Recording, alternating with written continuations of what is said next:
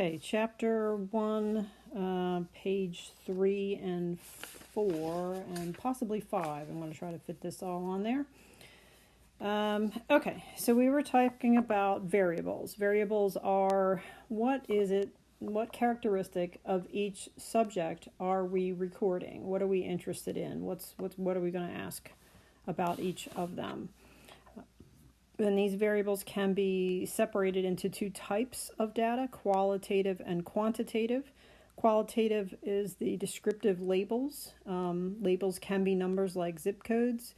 And then the quantitative are numerical measurements that can be added and subtracted and that make sense with math operations. Okay, so the four types are nominal, interval, ratio, and ordinal. And nominal, remember, is a qualitative only. Data cannot be ordered. Yellow eyes versus brown eyes, there's no order. You can't do any mathematical computations from the numbers. Okay, interval is quantitative. See how it's on this side under quantitative. Data can be ordered in a meaningful way. Differences between the data entries are meaningful. 0 represents a position on a scale, not an inherent 0. In other words, 0 doesn't mean none. So a really good example of this, the way I remembered, is the temperature. For temperatures, if you have 0 degrees outside and you record today's temperature as 0 degrees, it doesn't mean you don't have a temperature. It's a specifically spot on a scale, okay? So it's not an inherent 0, okay? So there are various things, and we're going to go through this list over here and pick out which is some good examples of things. But the one I remember about interval is temperature, okay? Because then when you get to ratio variables are quantitative. They can be expressed as multiples of another. So that means like twice as old, twice as expensive, 3 times as much, half, that kind of thing. Ratio, remember, ratio is a fraction. 4 to 1 is the same as 1 over 4 or 1 divided by 4. A ratio can be formed with the data values, and a 0 entry means none. Okay, so if you've gone 0 miles, this person or slept 0 hours, it means none. Okay, it's a literal 0. Okay, things like and these, remember, these can also be quantitative and discrete. So if you're like, let's say you're remember I mentioned that money was a form of discrete variable, and it falls under the ratio because of its ending. It's down to the last penny. You can't have a half a penny. It stops at pennies. Like number of cans, number of boats, number of pennies is how I think of money. But you can have twice as many pennies as someone else. But then you can also have continuous, like miles, inches, when you're measuring something, continuous, right? So let's, and then ordinal at the bottom here can be, this is why it goes all the way across, can be qualitative or quantitative, because there's an order to the data, okay? So not eye color, but usually we're talking about some sort of predetermined scale, okay?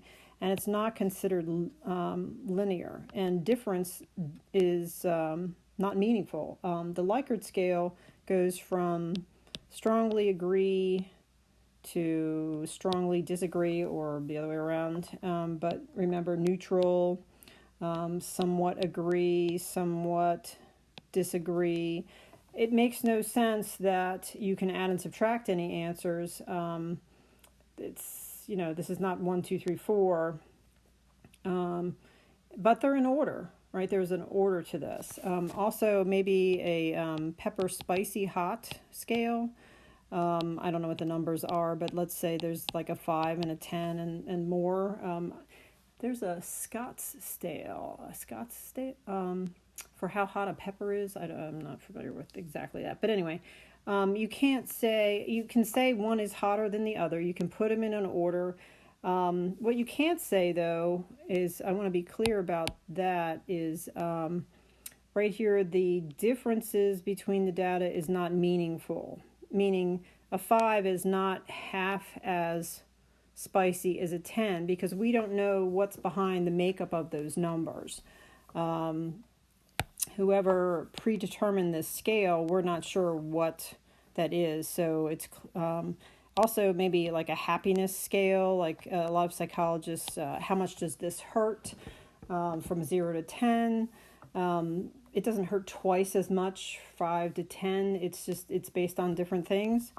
So that's just a part of it. So if you had a bunch of different things and you had to decide which of the 4, nominal, interval, ratio, or ordinal, Social Security number. Those are numbers, but they can't be put in any kind of actual order. Or the order is meaningless. I mean, you could line them up somehow, but the meaning, living in a certain zip code doesn't have any priority over another zip code. So not in a meaningful way. So it's a label. That's a nominal. Okay. Social Security numbers and zip codes. Because it makes no sense. I basically remember it makes no sense to add or subtract a zip code or a security number or a student ID, right? Or even players' numbers on a shirt. You can't, 12 minus 10 makes nothing. Doesn't mean anything on a shirt. Eye color, right? Telephone number. Place of birth. Okay. So interval, though, remember, has to have the differences mean something. Okay, so temperature was my example I gave you. Exact time is one of those things that fall under that category. Year of birth. Somebody's born so many years before someone else. There's an order to that. Okay, but the difference is you can't really make a ratio out of it. So ratios would fall under length of time, like 25 minutes versus 30 minutes versus 60 minutes, 120 minutes. You can make ratios. It's twice as long as someone else. Prices and money, height. If the grade score is talking a percent of 100, then yes.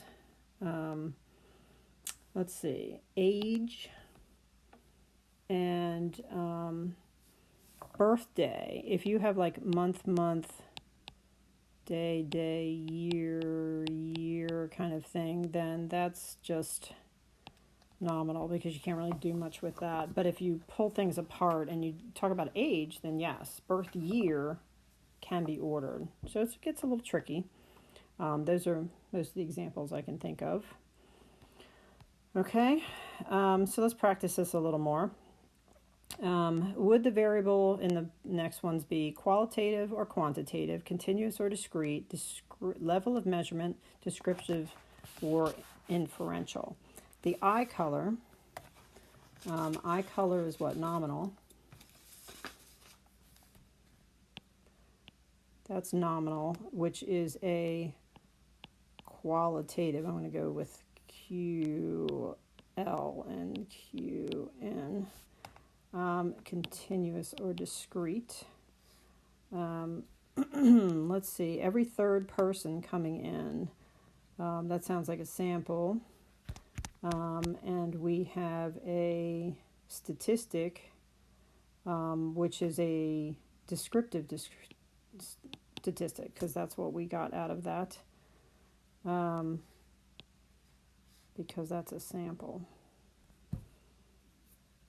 This was recorded to be. We found out. Therefore, it's a descriptive statistic, the 45. The birthplace of everyone, that's a nominal, so that's qualitative. Of each freshman at a college, each freshman at a college is a population, so that's a parameter. And this is what we found, so this is descriptive. A company predicts that 75% predicts right there means inferential, right? That's not what they found. They predict that. 75% of their employees planned on using new versions of the Microsoft, blah, blah, blah, blah. So they must have asked them yes or no. Do you plan to do this? And it's a yes or no. So yes or no would be a qualitative answer.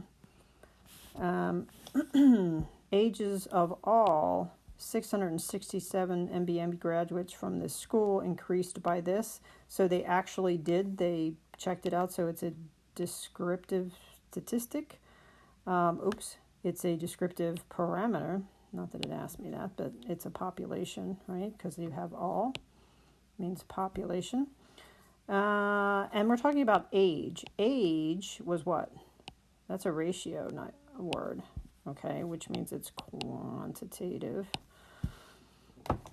5, it says 200 of these, so that's a sample of the centers reported an average of. So that's descriptive because that's what they found out.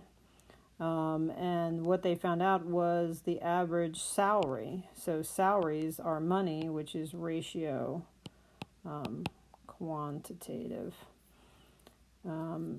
It's a sample, so it's a statistic. Okay.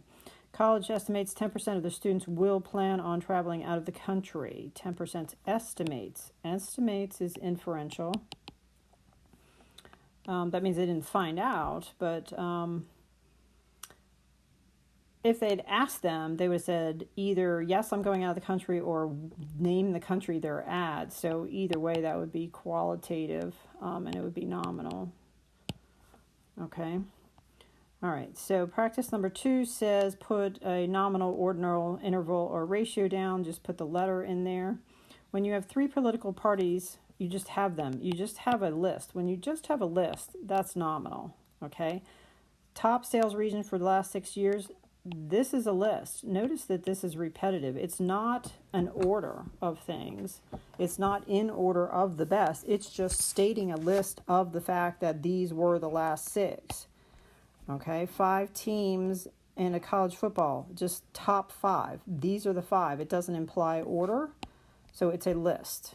Okay, but this right here has order. Okay, it has order. And therefore, I remember ordinal, okay? It's not interval because you can't add and subtract south or whatever this is, very likely, not likely. There's no way to add and subtract any of that, so it has to be ordinal, okay? Because it has an order, but you can't subtract it. It's ordinal. If it has a scale, it's ordinal, okay? Year of birth. I can add and subtract years of birth, okay? If that's 5 years older, right?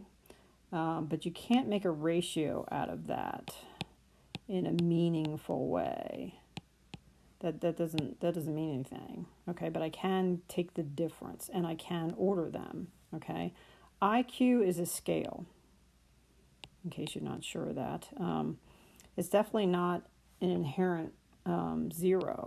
You can't have a 0 IQ. That's not a thing. Temperatures are always interval. Lengths are always ratio. Average prices, inches, ratio. Last one. All right, we have a description for a state senator. We have the senator's name. That's a label. He is this many, that's his age. Age is a ratio. Years in which he was elected. They can be ordered. They can be subtracted. Taxable income, money is a ratio. Surveyed as constituents. proposing a bill. The responses were, oh, we have a scale right here. Marital status, that's a label. And he is ranked. That last one is a little flexible, but I'm going to go with that was a rank. And then there's other really good examples in the book if you want more.